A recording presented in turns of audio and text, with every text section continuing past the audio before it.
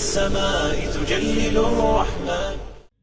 في 6 من رمضان لسنة 23 و200 كان فتح المسلمين لعمورية، وسبب هذا الفتح وصول خبر إلى الخليفة العباسي المعتصم يفيد بأن نحو 100,000 رومي يقودهم الملك الروماني توفل قد غزوا حصن زبطرة المسلم، وقتلوا رجاله ونهبوا أمواله وسبوا النساء والذرية، وأن امرأة هاشمية مأسورة في يد ملك الروم صاحب عمورية صاحت ومعتصماه، فقال لها ملك الروم ساخرا: لا يأتي المعتصم لخلاصك إلا على أبلق، إلا على حصان أبيض وأسود اللون.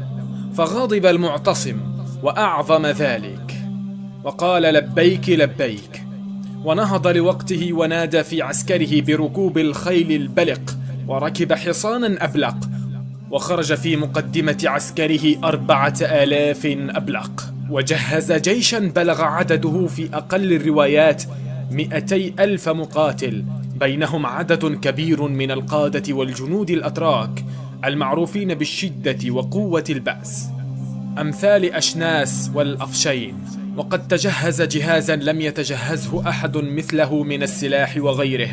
فلما اجتمعت عساكره وفرغ من تجهيزهم وعزم على المسير، أحضر القضاة والشهود وأشهدهم أنه أوقف أمواله على 3 أثلاث: ثلث لله تعالى، وثلث لولده وأقاربه، وثلث لمواليه. ثم سار فظفر ببعض أهل الروم فسأله عن أحصن مدنهم وأعظمها وأعزها عندهم، فقال له الرومي: إن عمورية هي عين بلادهم.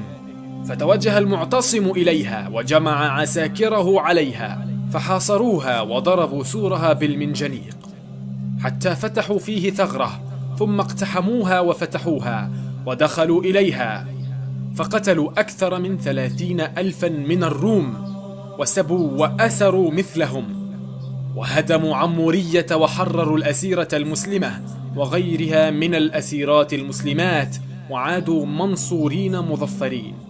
وقد حاول المعوقون والمثبطون أن يثنوا المعتصم عن عزمه، واحتجوا بأن المنجمين يؤكدون أن الوقت وقت نحس، وأن المسلمين سينهزمون في المعركة إن خرجوا للقتال.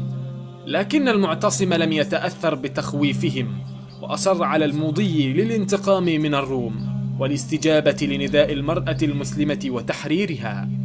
وقد حرك هذا النصر المؤزر قرائح الشعراء، فكتب أبو تمام الطائي الذي شارك في المعركة قصيدة قال فيها: السيف أصدق أنباء من الكتب، في حده الحد بين الجد واللعب، والعلم في شهب الأرماح لامعة، بين 50 لا في 7 الشهب.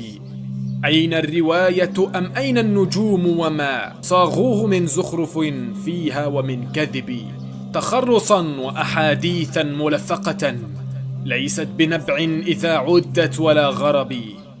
وفيها يقول للمعتصم: خليفة الله جزى الله سعيك عن جرثومة الدين والإسلام والحسب، بصرت بالراحة الكبرى فلم ترها تنال إلا في جسر من التعب.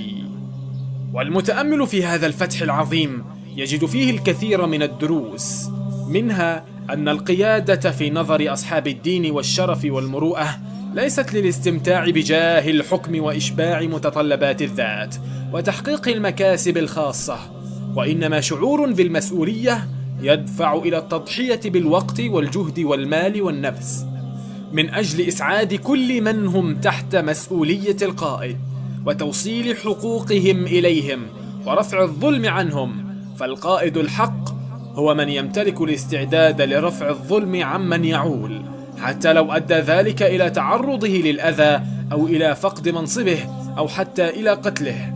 فلقد تحرك المعتصم لنصر امرأة مسلمة استغاثت به، وهو خليفة المسلمين والمسؤول عن نصرتهم، وجند كل إمكانيات الدولة، وقرر أن يغزو الروم في عقر دارهم ويكون على رأس الجيش، وهو يعلم أنه يمكن أن يقتل ويفقد ما يعيش فيه من عز ونعيم.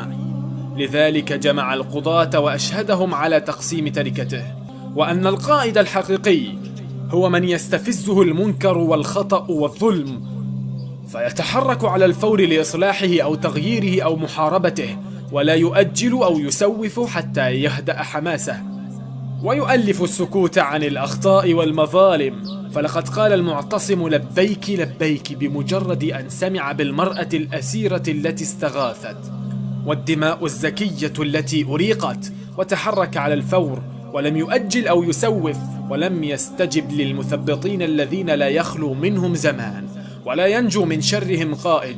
وكان الخير في هذا التحرك الإيجابي السريع.